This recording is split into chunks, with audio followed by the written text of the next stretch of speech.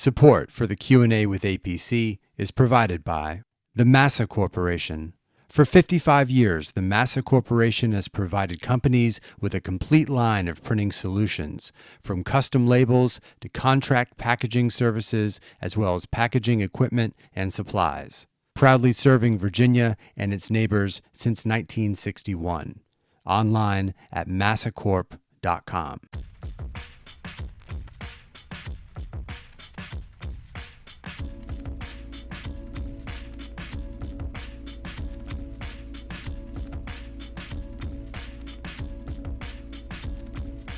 This is Andrew Paul Cronin, and you're listening to the Q&A with A.P.C., the show that features conversations with artists, cultural figures, policymakers, performers, and other innovators living in Virginia.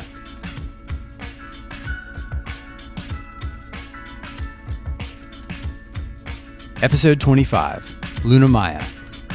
In 1997, two Bolivian-born sisters, Carla and Vivian Montano, decided to open a restaurant. 20 years later, their Bolivian-inspired Mexican restaurant, Luna Maya, is widely considered by many to be the most consistent, the classiest, the most crowded, and the coolest restaurant in southeastern Virginia. In this episode of the Q&A with A.P.C., I talked to Vivian Montano, co-owner of Luna Maya, about balancing work and her private life, living and growing up in Bolivia, atheism, sending herself away to boarding school when she was 15 years old, Luna Maya's early years, and the power a simple pair of curtains have had on their customers.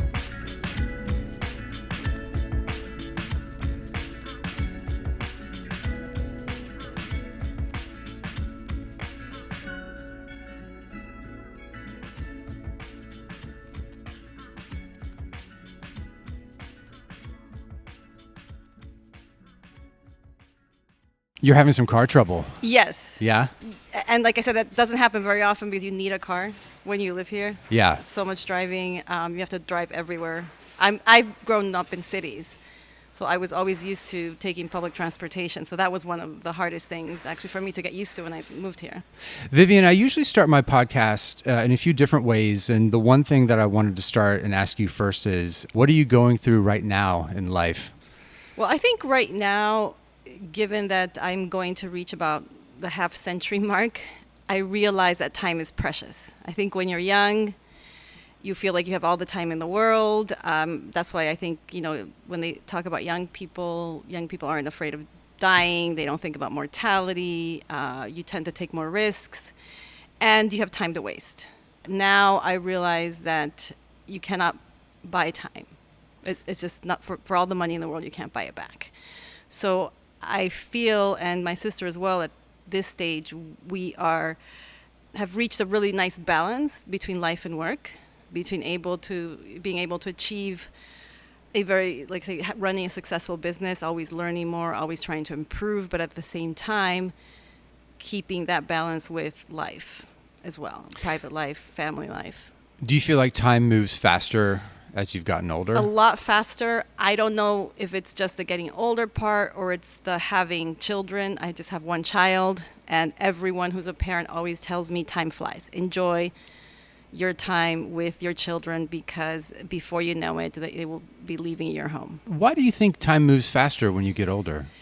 I think it's because you tend to be more focused on what you're doing. When you're younger, like I said, you tend to waste time. You don't really know, unless they're some young people who are very, very determined and very focused. But when I was young, I remember I never really knew what I was going to be doing the following year necessarily. I always felt like I'll do what comes along. Right. Do you have a preference as to where you are now with time moving fast, or younger when you were just sort of going day to day? I can enjoy both, I think. I still miss going day by day and not knowing where I would be living the following year or two. Right. I do miss that. I know here, I'm established here, my family is here, so I know that I'm not going to be moving anywhere anytime soon. Vivian, you grew up in Bolivia. Describe where you grew up. Okay, my family is from La Paz, Bolivia. It's a city. It has about 1 million people. It's a busy city. There are a lot of people. It's crowded. but it's also very beautiful. It's a very unique city. It's in the mountains. It is, every time I go back now, it is an incredibly beautiful city.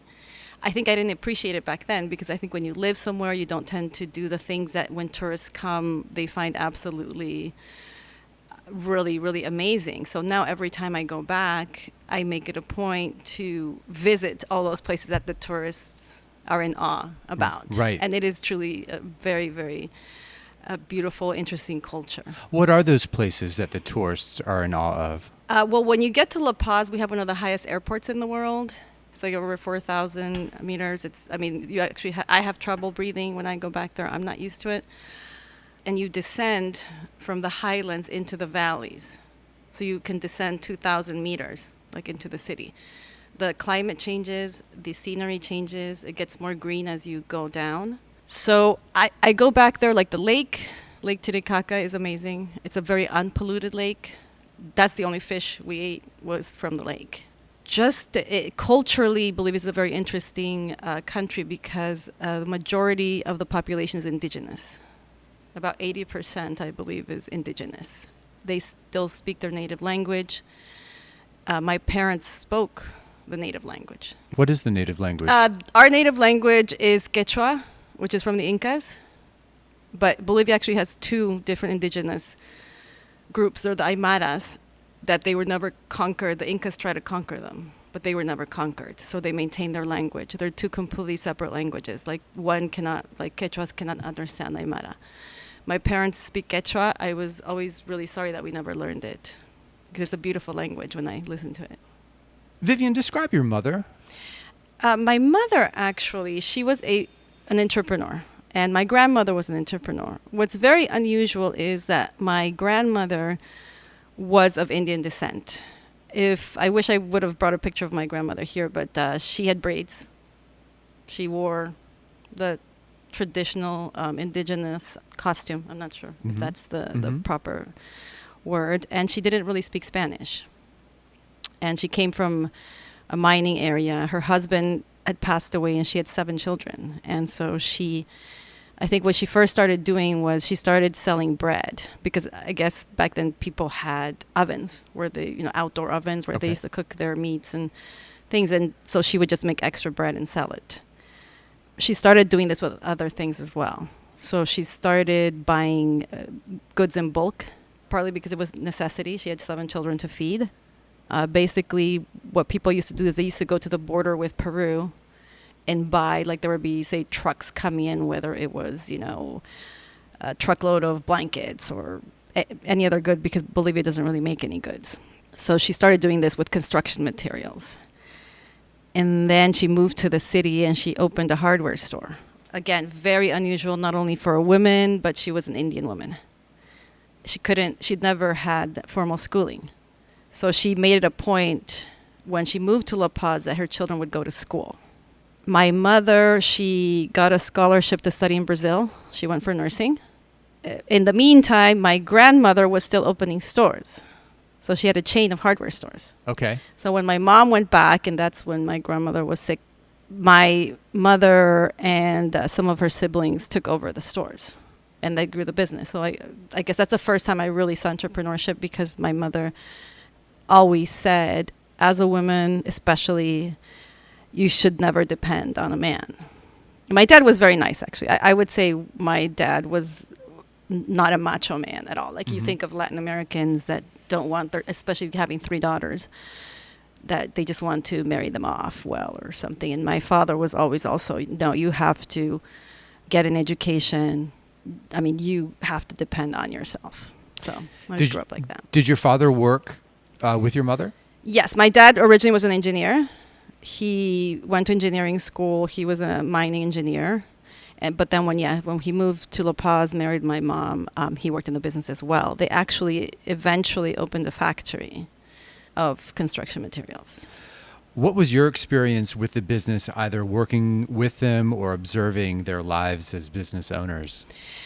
Well, actually, I even though they didn't put a conscious effort into taking us, let's say, I know a lot of people like to take their children to work, and especially if they envision them taking over the business one day. My parents weren't like that. I think they knew that eventually we would leave. We went to the American school in La Paz. And the whole point behind that was they knew we would probably be going to study in the U.S. And we had traveled a lot as children as well. So, yeah, so I think they knew that we were probably not going to stay in Bolivia. Did they wish that you would, or they were hoping for you to go elsewhere? I'm not sure, actually. Unfortunately, my mom passed away a few years ago. I'm sorry. And my dad is elderly now. I think, I was living in Bolivia during fairly tumultuous times. We had military coups. There wasn't stability. In the 80s, we were under military dictatorship. So I think they were always envisioning plan B for us. Now, some of my cousins stayed. A lot of them stayed, actually. They, for one reason or another, either were not able or wanted to leave. But I think my parents always thought that there's a better future for you somewhere else. Your family believed that food was one of life's pleasures. Talk about family meals. Well, my mom, she was very persnickety with her ingredients. So, for example, in Bolivia, we didn't have supermarkets. There were only open air. They weren't farmers markets exactly. It was basically, say, for example, the person who had orange groves somewhere would bring a truck full of oranges, and the vendors would get them and then bring them to the market. So they were reselling them, and that's the business. You tend to specialize. So either you're there selling nuts, or you're selling citrus fruits or vegetables. And my mom always used to go to the market and choose select every single ingredient very, very carefully. And also, for example, we didn't have chicken was for very special occasions, because you had to buy a live chicken. Which can be a little bit time consuming and Well, yes. And picking the right chicken. It's like, oh, don't give me the skinny chicken. I want to take that fat one over there. Yeah, I was going to ask you what would be the right chicken? Is the plumpness? Yeah, the plumpness, Yes. And also that I don't know how, again, my mom could tell whether they were too old or, So I just have this memory of you would hire.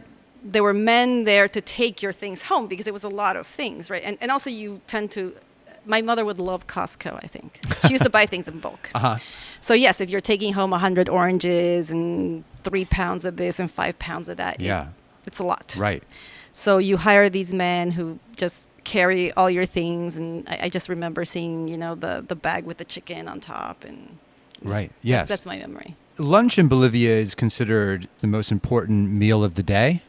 Yes. Basically, lunch is a multi-course affair. So, for example, you would start with some sort of salad, some sort of vegetable. Then you would have soup. They would make soup every day. Hot soup? Different soups. Yeah, hot soups, different soups every day. And then you would have the main course. A little bit, I guess, like the Italians. And then you'd have main course, which usually was meat, some sort of meat with potatoes and another cooked vegetable. Right. And then you would have dessert. And then dessert. Every day. Almost every day, yeah. And tea at 4? Yes, tea at 4. Very special. They would make baked goods, whether it was empanadas, alfajores, sweet, savory, ham sandwiches, cakes. Yeah, I know. You think like we have such a big lunch, and then you eat tea. And then we would have dinner at probably 6 or 7. And dinner would be a simpler... Yeah, it was just one course. One course. Yes. Do you still hold true to tea at 4? No, I don't, actually. There's never time. I'm never home at 4. So it's a tradition, I guess. I guess it's a British tradition for some reason. Or maybe, I don't know if it's Spanish as well. But I think it's British. I think it's typically thought of associated with Britain. Well, I don't know why we would have a British tradition in Bolivia, but we did. And also something that I think about it, when somebody had, say, a birthday party or something, it was like tea. So even if you went to a child's birthday party, it was at 4. And they would serve all of these different baked goods and cakes and... Right. Yeah, birthday parties were... like here, I remember when I first went to a child's birthday party and all there was pizza. And I said, no. Vivian, what was your earliest memory? I remember my parents always preparing... It's a very religious country, so I guess my mother was a devout Catholic, and there's a lot of festivals throughout the year for one reason or another, one virgin or another. And they all required special meals. So I just remember, and because there were so many people, that she would make large quantities of things. So whether it was when she made empanadas or bread or something, she would go to the local bakery where they had the big industrial, ovens. And they let you do that. If you paid, you could take your own dough and do everything it yourself. and use their ovens. Yes. Yeah. So I just remember going with my mom. How old do you think you to do were? that. I was probably like 4. Yeah. And imagine then children running around these big hot ovens. Nobody cared. Right. It's a different time now. It's a different time. Yeah. Right. And as a parent, my mother never. I mean, like I said, it's very different today. Children, we're so scared of them, doing anything. We used to take the bus when I was maybe 5 years old. Yeah. Do you catch yourself as a parent now being sort of westernized in terms of parenting and wishing you weren't as much? Yes. Yes. Very much so. I wish I didn't worry the way my mom didn't worry. Yeah. Is there still time for that? I don't think so. I don't think so. Again, it's just what you're surrounded by. Over there, nobody cared. Did you attend Mass growing up? Yes. We used to go to Mass every Sunday. It was something that was very, and I don't know if it's like that here. It's a social event a little bit. You go on a Sunday and you see people that they're getting together, and then you have a special meal on Sundays. Do you still go to Mass? I do not. No, I am not. I am an atheist now, and I still would say, though, that I've been influenced by, I don't know if it's necessarily Catholicism per se, but definitely it's very ingrained in the culture. Mm-hmm. But we also grew up with some Indian traditions. For example, in Bolivia, the Pachamama, which is Mother Earth, apparently from just what I've been able to learn, is that the Spanish were not able to completely eliminate certain traditions in Indian culture. I guess at some point it just wasn't worth it because otherwise people would resist even more. So sometimes they blend Indian traditions into Catholic rituals, which is interesting. Right. That sounds like it could be a nice mix. Yeah, I guess it like say respect for Mother Earth. To me, that's very intuitive. Yes. You said you were an atheist. A couple questions about that, if I can. So we have an 11-year-old at home, and you have a 9-year-old son. So our 11-year-old, about a year and a half ago, started asking about religion. Have you had those talks? Yes. Actually, well, my son goes to Norfolk Academy, which is a Judeo-Christian institution, and they celebrate all the Jewish holidays and Christian holidays. And yes, he does ask me, and basically the way I explain it is there are cultural traditions, and sometimes you can either choose to accept them or not. They're belief systems, and in our case, I tell him there are interesting and important things to learn from all cultures. So that's why I very much like that they talk about why it is that Jewish people celebrate Yom Kippur or Hanukkah, or why Indians and Hindus celebrate the way they do, or the deities that they pray to. Mm-hmm. So I try him to have that sort of perspective, and I tell him, there's good and bad in everything, everyone, and you try to kind of look at the good and learn from all these different cultures. There's a jump from agnosticism to atheism. Did you make that jump? I might have been agnostic when I didn't, I guess, actively think of being a person that didn't believe at all. Yes, because when you're agnostic, you don't really think about it.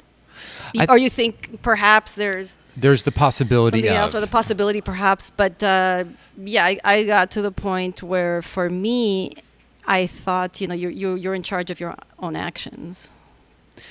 What was school like for you? Well, my school was pretty interesting. I went to an American school growing up, but when I was in 10th grade, I sent myself to boarding school in Argentina. You sent yourself? The way I sent myself is because most people that went to this boarding school, it's the only boarding school in Latin America. It's in Buenos Aires. And most of the people that get sent to this boarding school get sent there because they're being punished. Mm-hmm. Their parents are sending them literally as punishment. And the reason I went there was because my mother, I used to get terrible grades in ninth grade.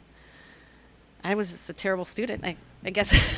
You weren't a troublemaker. It was the retaining the knowledge was the No, problem? I was a troublemaker. Oh, you were? Yes. Okay. No, I mean, I just didn't spend any time studying. I was probably out with my friends. Just not. No, I wasn't trying hard at all. Okay. And my mother, she threatened me. She said, if you do not get into a good school, and I don't know if you, I mean, back then there was no internet, no. Sure. You got this big book of U.S. colleges and universities. Yes. And all the rankings were there and everything. That's right. And so my older sister, she was applying to go to Tufts University. So my parents said, if you do not get into a good university, you are not going to the United States. And I remember clearly they said, we will not send you to the University of Tampa. And the reason they said University of Tampa was because I had a cousin that went there and got pregnant her freshman year. Uh-huh.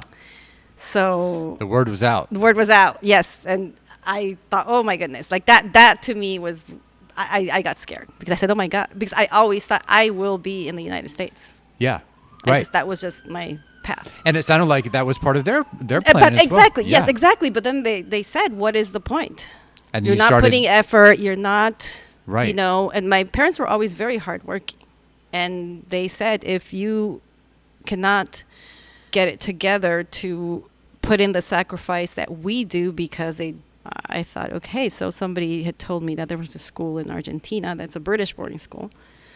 So I went there in the 10th grade, and it was a great learning experience for me. I had wonderful teachers. They were all either British or Scottish. It was a wonderful experience. I loved Argentina. Well, but you were very young to do that. I was 15, yeah. Yeah. Yeah, I used to, again, they just used to put you on the plane, travel with, a few $1,000s. Right.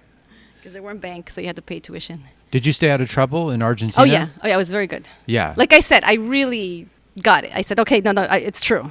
If my parents are going to go through this effort to try very hard for them to save up the money to send us to good schools, then I might as well put in the effort. You got a degree in economics and international relations from Tufts University in Boston.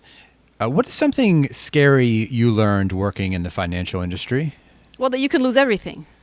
The man I worked for, I remember him telling me, he said, if I teach you one thing, he said, I will tell you this, never invest money you can't afford to lose. That to me was one of the most valuable lessons I've learned. What was the original vision or idea for Luna Maya? When we first started, we wanted actually, this will sound a bit odd, we were thinking of a fast casual place, actually. Like we were thinking of a Chipotle. Uh-huh. You were thinking of Chipotle before Well, Chipotle yeah, I guess. Chipotle. I don't know. Back then, I remember back then there was not fast food that was healthy. And when we first started, we started with a very, very small menu. It was my sister and I in the kitchen. And kind of, we thought, we just have to prepare a few menu items. We don't have to have a large menu, but prepare them well so that they're fresh, made every day. Everything is made from scratch. But we realized that in order to have something that is like that, you need a certain level of volume, you need higher investment. So it was at the time more feasible to have a more restaurant style as opposed to a type of, I guess, fast casual where you have to do a ton of volume. What was the decision process like for you opening your own restaurant? Was it difficult? Were you back and forth? Did Carla sort of spearhead the... Well, yes. Actually, the reason I moved down here was because my sister moved here. She moved to Virginia Beach first because her husband was stationed here. And she didn't know what to do herself. She had been here for a few months, and the labor market here, I guess at the time, also wasn't great. This is mid-90s? Yeah, probably mid-90s. And she had a friend who owned a restaurant, and he said, do not do it. He said that you really have to know what you're getting into because restaurant, it's a hard life. It's a very, very hard life, incredibly time-consuming. Because my sister said, oh, maybe I should go to Johnson & Wales. Because we had obviously no culinary training, no, like I said, growing up, believe me, the last thing I ever thought, like I always say, if a gypsy would have read my hand and told me one day I see you owning a restaurant, I would have thought that is... You're a fraud, right? Right. I always tell young people, you know what, never be too set on what you think you're going to be doing, because you really never know what life is going to throw at you or what opportunities are going to come along. So so she was down here and I was working in New York. I was very like I said, after over a year in New York, I just couldn't do it anymore. It was just not the type of lifestyle I wanted to have. So she said, oh, well, my friend says that I shouldn't spend all this money going to, Johnson & Wales if I'm really not committed or really am not sure that this is what I want to do. So she interned a little bit at his restaurant, and she was there for a few months and she loved it. She liked it. Mm-hmm. So she said, oh, I think I'm ready to start my own restaurant. So she said, do you want to help me? And I said, sure. Okay. And you were either going to open a Bolivian or a Mexican restaurant, and the story goes you were worried no one knew where Bolivia is, so that would be sort of a gamble. Is that right? Well, that would have been an incredible gamble, and especially since, like I said, I know risk, and my sister knows risk. And we thought, what's a safer bet? It's Mexican people are more... And I remember back then, there was only one Mexican restaurant in town. It was El Azteca. Which is hard to believe now, isn't it? There's tons, right? Yeah. Yeah, no, there was only one. So we thought, but people are familiar. Obviously, they like it. It's a very kind of easy food to sell. You don't have to explain. People have the basics. Mm-hmm. And the American palate also really likes spice. So it's not like you're trying to get them used to something that they don't already enjoy. Right. Not a hard sell, I guess. Right. So, and ingredients-wise, we would not be able to find Bolivian ingredients easily. What was the first thing you felt you had to do before the first person walked through the door on the first day you opened your restaurant? We had to make sure the food tasted right. It was actually nerve-wracking because we ran out of food the first day. So when the last customer came, we had to close early because we were out of food. Which I guess in a way is kind of good and bad, right? Yeah, no, it was traumatic actually, because it's almost like you have no idea what you're. Again, we didn't know. We did not know that. We didn't market. We didn't advertise. Just we had no idea that the need that there was at the time, because there wasn't really anything else. Right. Talk about the name Luna Maya. Well, again, we chose the name because of, I guess, Central American cuisine. The Mayas are from the Mayas of not only Mexico, but it's Central America. And Luna, it was just, I don't know, it was just a nice name. I think we thought it sounded nice. Luna being moon. Moon, yes. Yes. The first incarnation of the restaurant opened in Virginia Beach in 1997. Yes. How would you describe Luna Maya's style of cooking? We make food from scratch. We always have emphasized that food needs to be fresh. It needs to be freshly made. So that to me makes all the difference. I don't think you necessarily always need... I know there's a movement right now to go towards local and seasonal, which is great. I mean, I actually love it. I love going to the supermarket and finding local produce. For our style of cooking, though, we are using, for example, Mexican chili peppers, and just like Mexican cuisine doesn't use collards. So that sort of thing. Right. But just have it be fresh, like not using processed ingredients. You'd be surprised. I don't know if you've ever been to a food show, but when you go to a food show, most of the items are already made. So you can find, for example, an already grilled piece of chicken breast. So when you go to a restaurant and you get that chicken breast with the perfect grill marks, I mean, they were made in a factory. And you say a food show, like an expo kind of thing? Yeah, an expo where you go and see new products. Okay. And once in a while, you'll find like one of the last things I saw recently were like microgreens. And I'm like, oh, can you get a lot of those? I'm not sure. I mean, I don't know where they're sourcing them. Right. But sometimes they'll bring new products in. But like I said, every time we go, and I stopped going for a few years because you go and 50% of the products are fried. Uh-huh. So they're selling, 50 types of fried chicken strips and fried fish and fried shrimp and fried everything, fried oysters, and they're already made. Is that chicken breast with the perfect grill marks? Are those grill marks, or is it like magic marker?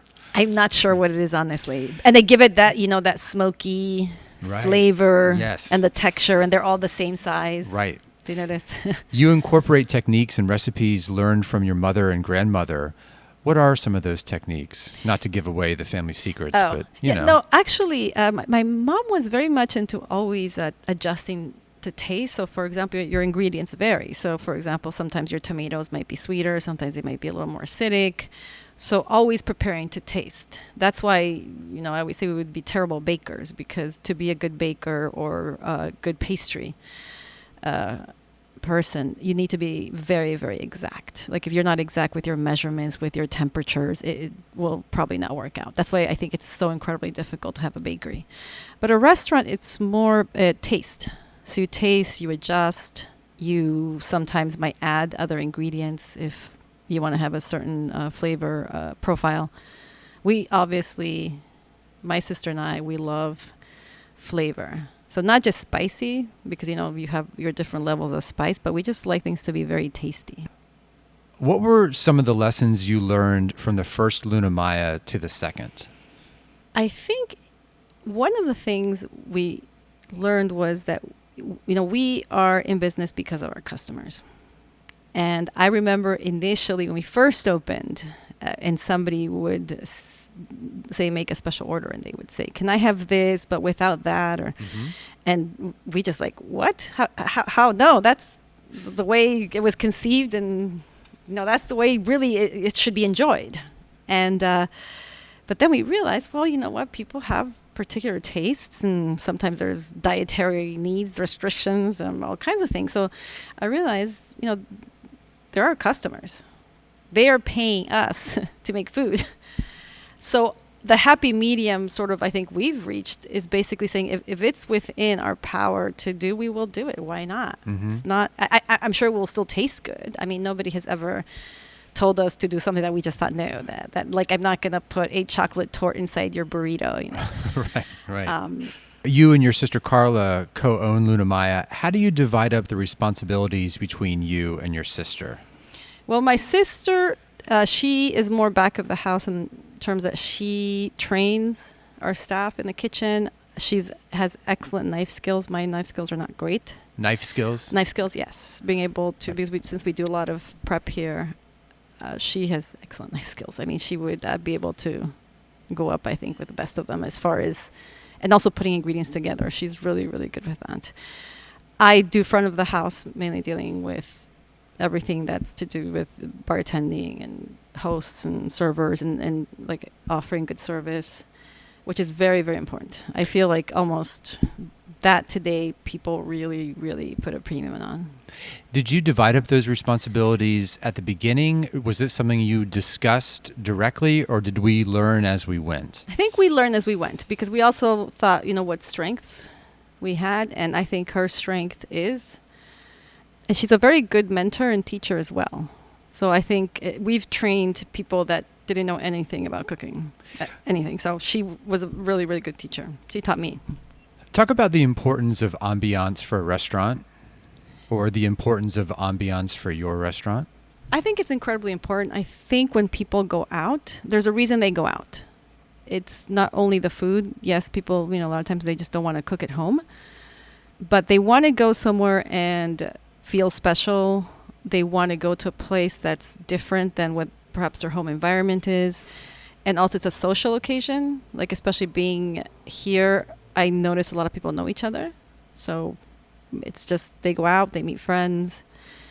It's a whole experience. Like me personally, actually the reason we did this restaurant the way we did and the last one is because we thought this is the kind of restaurant we like to go to. That's why we did it sort of casual, but at the same time, always having it feel kind of special. Going to Luna Maya for me, and I think for many people, has always been filled with the best kind of dining uncertainty, because I never know if I'm going to get a table. Do you hear that from other people? Well, what's interesting is, and this is the rule of thumb actually for most restaurants that are busy, during the week it's not as busy, and also there's times. For some reason, most people come out between 6:30 and 8:30. If you arrive before 6:30, you're pretty safe. And if you arrive after 8:30, chances are like everybody eats. That's why when you try to make a reservation at any restaurant, they always say, oh, we have a reservation at 5:30, but we don't have one at 7. It's because of that. A bulk of people come in a short period of time. Whenever I walk into Luna Maya, I always feel 2 times cooler than I did before I came. It's a totally transformative experience for me. Why is that? I think it's the curtains. I think part of it is every time somebody comes in through those curtains, they feel like they're a little bit in a different world. There was a curtain at the old one too. I Yes. remember a curtain. Yes, it was orange. Yes, it was Yes. because I tried to do that a little bit as well, kind of saying you're stepping from a parking lot in a strip mall into something a little bit different. I guess that was part of and that's what people said. They're like, oh, once I step in here, I don't feel I'm in Norfolk or I'm in a strip mall or. Right. I'm going to read a review from a few years back that someone said, and I want to get your opinion on it. Luna Maya is maybe the most complete restaurant in Hampton Roads when factoring in the consistency of the experience. There's a synergy that extends beyond the menu to the decor, music, energy of the staff, down to the graphic design used on the menus. It's all the same sexy Bolivian-Mexican moment. Wow, I'm incredibly flattered. I think my sister and I have always done something that we would like personally. That's from the food, because we taste everything. We eat all the menu items. We never put anything on our menu that we wouldn't enjoy ourselves. And the same goes for the ambience. For example, we very carefully put the banquettes so that most people would get a good view. For example, like I don't like floating tables. I call them floating tables. I don't like them because people bump up against you, and there's less intimacy. Part of it was like when I come to eat here personally with friends, sometimes I like to come in. I love sitting in these booths because you can look around you, you can see the people, feel the energy. So so it's always been something that we thought first, what would we like? In 2011, the restaurant moved again to its current location on Colley Avenue in Norfolk. What were the first things you felt you had to do to make it feel like the old Luna Maya? I think it was the energy part of it. And I know a lot of customers said, oh, this is so different because it's so much larger, it's so much louder. But we thought, well, the other place also wasn't quiet. It's just larger, but we wanted to have the same energy and also not change the concept of being casual. That was very important to us. We didn't want, because a lot of restaurants that grow, they go from, they were casual, but then they turn into being fancy, tablecloths and all that. And no, I said we still wanted that casual ambience. Outdoor seating was a new thing with the current location. Talk about the transition or incorporating outdoor seating for a restaurant for you. It's very tricky because of the weather. The weather is not consistent at all. So we have to watch the weather hour by hour to see if we open because, again, first, since we didn't know, we opened the patio one day and there were a lot of people sitting outside and it started trickling rain. Everybody wanted to come inside.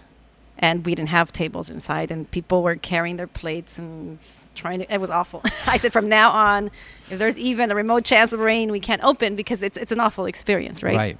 How do you what's your go-to meteorologist thing? Is there an app? What do you? Is it Weather Underground? Yeah. Is that your job to check it? At my manager as well, because he has to make the decision. Like we hold off till the very last minute to see. But also people get really upset when sometimes they can't sit outside, and then we say, and sometimes occasionally, say if it's a low chance of rain, we tell them you can sit out there kind of at your own risk, because we might not have room inside. Of course, we'll try our best to accommodate. But also this weather has been really, going from winter to summer, it seems to me. We missed the beautiful spring. Yeah. Yes. One thing that I've really enjoyed about the new Luna Maya is that you've managed to maintain that cozy, intimate feel of the old location, which is an achievement because it's a very large space with a high ceiling. And for me, I've eaten, I feel like, in every part of this restaurant, and no matter where I sit, and you sort of referenced this a moment ago, it always feels equal or on par with the other seats in the restaurant, which is quite an achievement and by design. Yes, actually what was interesting is when we thought this space was too big, and that's why we separated the back room. And we thought, we will only use that for special occasions, parties, private parties, things like that. But then we were so busy that we started using that room to accommodate regular people. But I said, I don't want this to be Siberia. I want it to also be cozy and welcoming and have a cool feel. And that's when we put up the mirrors and thought about this space cannot look like a conference room. Right. Because just in case that we might have to seat people back here. Because I noticed some restaurants, the party room is like a conference room. Yes. It's like in a hotel somewhere. Yeah, exactly. Right, Yeah, right. yeah. Let's talk about food. How do you think about flavor? I think some people, and this is different cuisines. Like for example, Japanese food. Japanese food, a lot of it, especially something say like sushi, focuses on the say freshness of the fish. Right. If you could have a beautiful piece of fish, you barely need anything else. The type of food we make and that we also personally enjoy, even though I do enjoy all kinds of foods, is the way it's seasoned. Now, it could also be, say, French food. I love French food. I love the flavors. They use fairly strong flavors if you think about it. All those creamy sauces and... The sauces here at Luna Maya are made from scratch.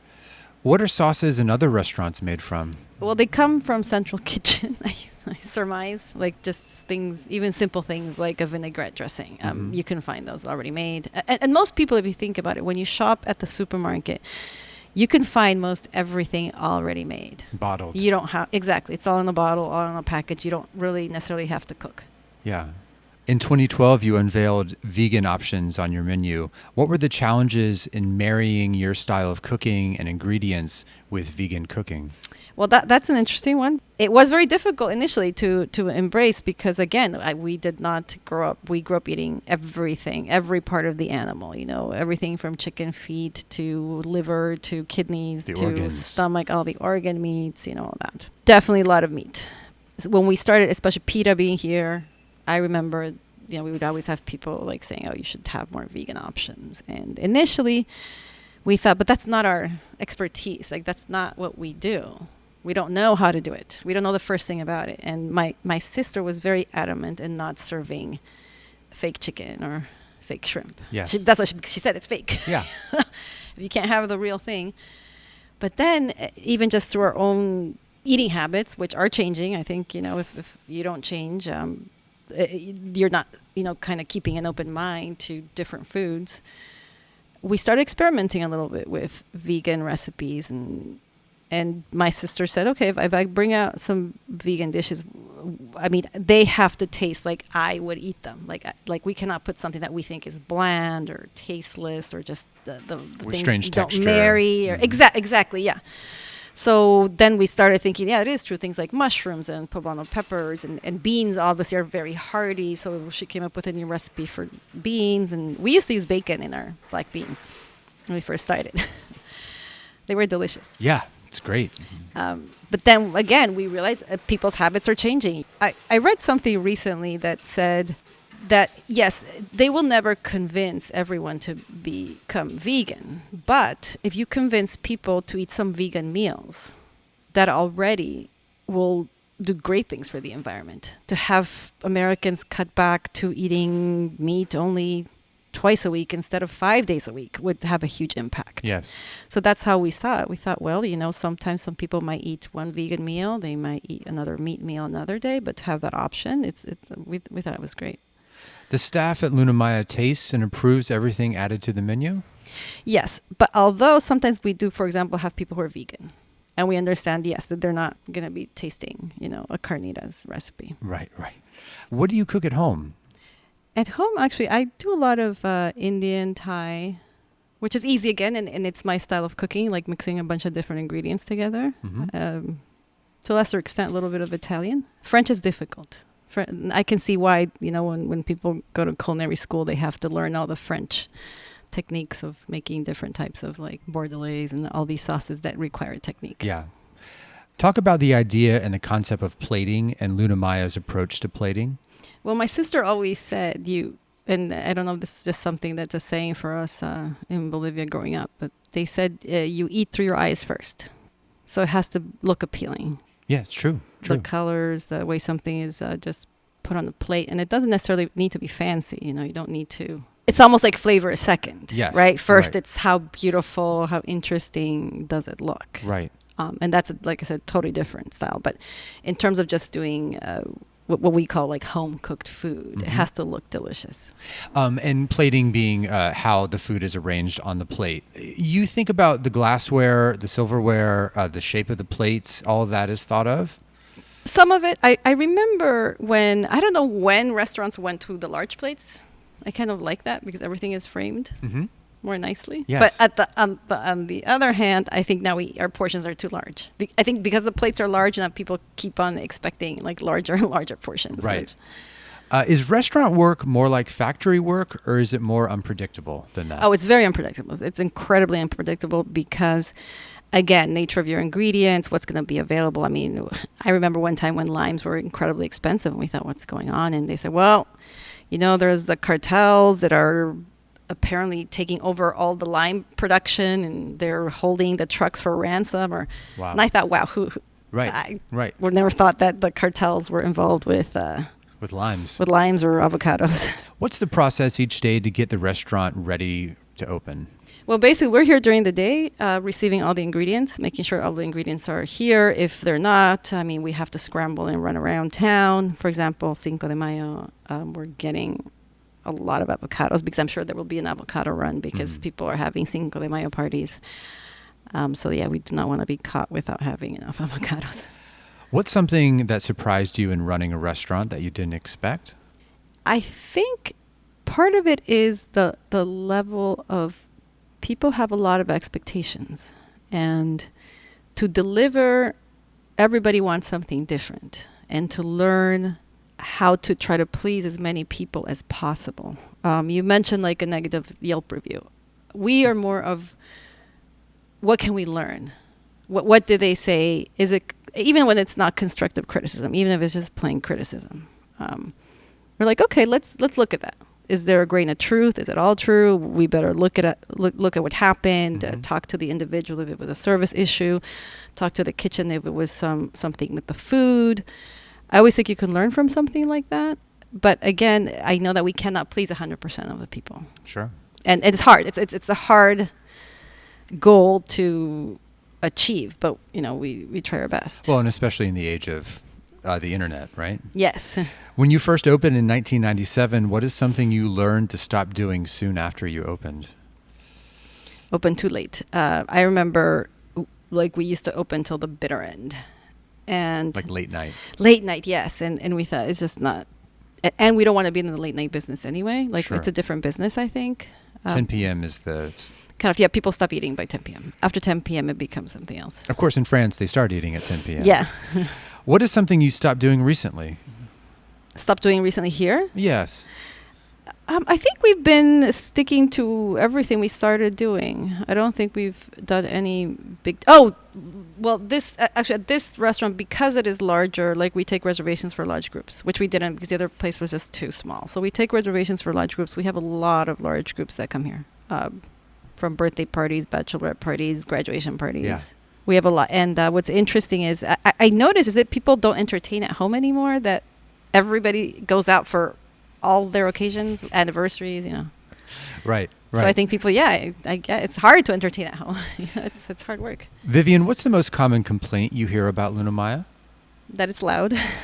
What's the second most common complaint? That we're too busy. It's too loud and you can't get a table. Yeah. Vivian, what's the best time to get a table at Luna Maya? Like I said, during the week, early is better. Is there anything I missed? No, I think you covered everything. I think one of the things that you had mentioned was about food trends. Yes. Sort of just seeing, and I think we get food trends here 10 years after everybody else. That's true. A little bit, right? I would say that. And the food trend that I like, and me personally, because I do enjoy going out to eat, are the local farms. I don't think they're doing it at the scale yet where they can supply restaurants, and I hope maybe they will. But I like that people are eating and thinking of eating more healthy, because before nobody made anything from scratch, it seemed. Like there was no bakery. Mm-mm. There was no ice cream place. Mm-mm. There was, like, when I got married 10 years ago, I could not find a cake that was made from scratch. I'm not a baker, so I wasn't going to make my own wedding cake. Right. So I found someone who made cakes on the side as a hobby. Right. And I trusted her with my wedding cake just because she could make. I said, can you please make this cake? I gave her a recipe. Right. But otherwise, all the other bakeries were all, they used that fondant. And, yeah.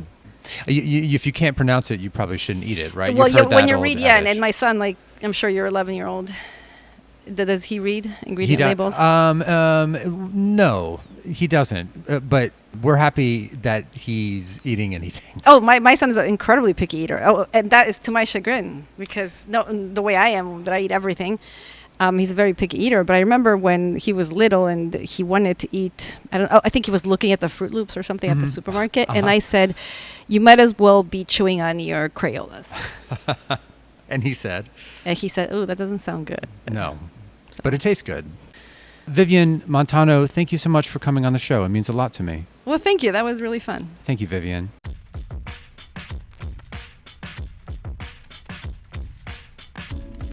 This is Andrew Paul Cronin, and you've been listening to the Q&A with A.P.C. To hear archived episodes, visit QAAPC.com.